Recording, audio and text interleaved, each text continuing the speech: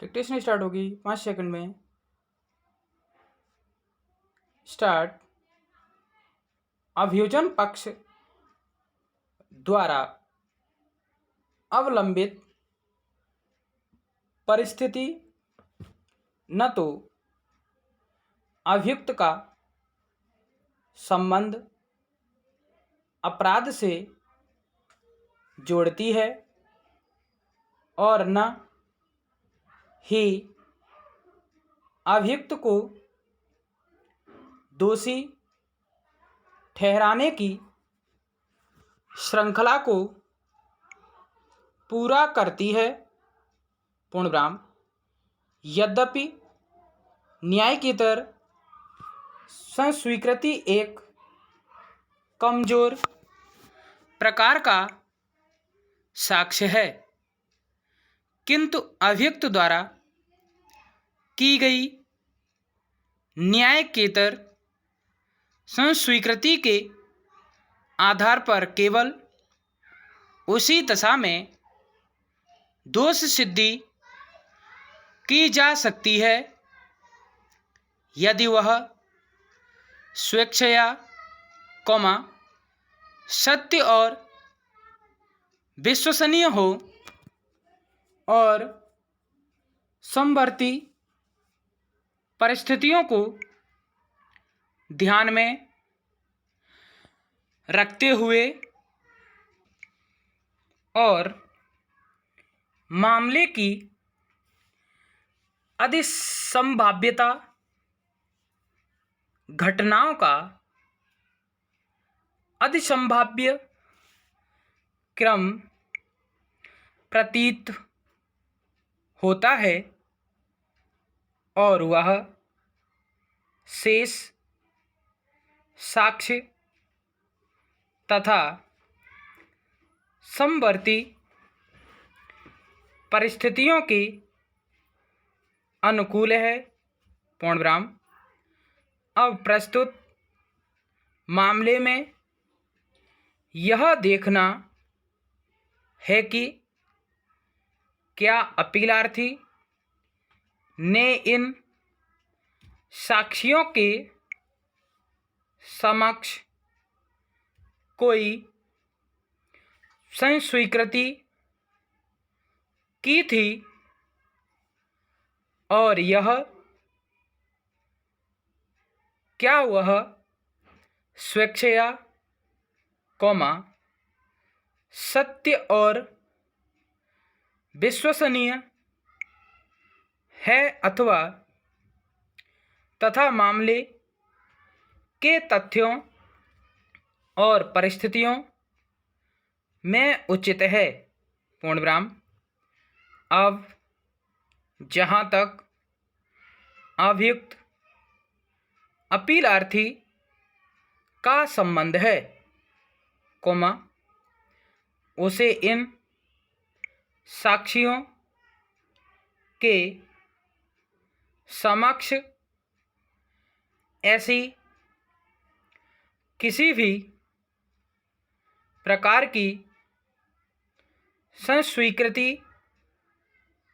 करने का अवसर नहीं था, क्योंकि वे न तो कोई प्रभावशाली पद धारण करने वाले व्यक्ति थे और न वे ऐसे व्यक्ति थे जो उसे क्षमा दिलाने और दोषमुक्त कराने में उसकी सहायता कर सकते थे। पूर्णविराम। तथापि अभियोजन साक्षी 2 ने दंड प्रक्रिया संहिता की धारा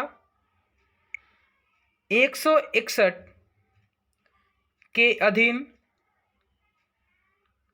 दिए अपने बयान में कहीं भी यह नहीं कहा है कि अपीलार्थी ने उसकी उपस्थिति में कोई संस्वीकृति की थी, जबकि न्यायालय के समक्ष बयान में उसने यह कहा है कि उसकी उपस्थिति में अभियुक्त ने न्यायकेतर संस्वीकृति की थी, पूर्णविराम, जब उसे दंड प्रक्रिया संहिता की धारा 161 के अधीन दिया गया उसका बयान दिखाया गया, तब उसने यह बात स्वीकार की थी कि उसने ये बातें दंड प्रक्रिया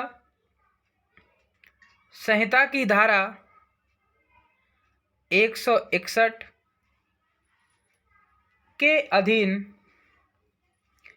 अपने बयान में प्रकट नहीं की थी, पूर्णविराम।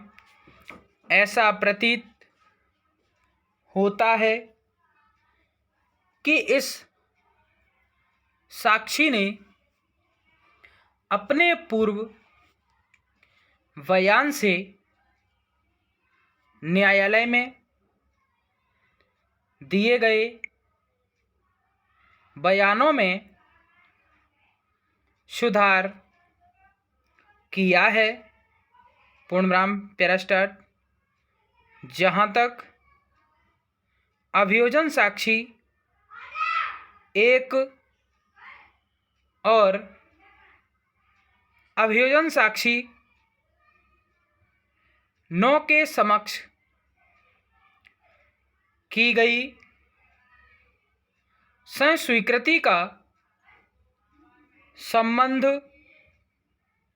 है, इतना कहना पर्याप्त है कि अभियुक्त अपीलार्थी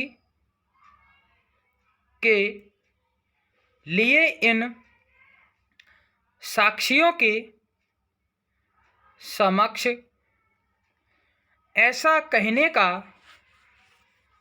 कोई अवसर नहीं था, तथापि तथाकथित न्यायकेतर संस्वीकृति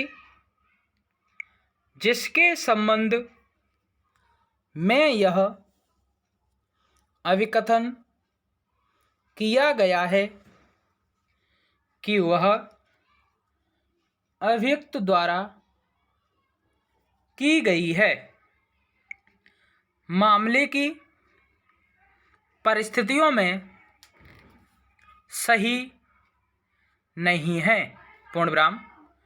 संस्वीकृति के अनुसार अभियुक्त ने मृतक के सिर पर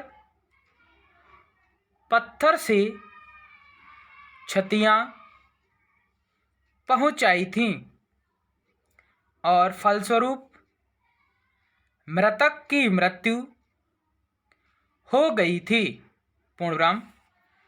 मृतक के चेहरे पर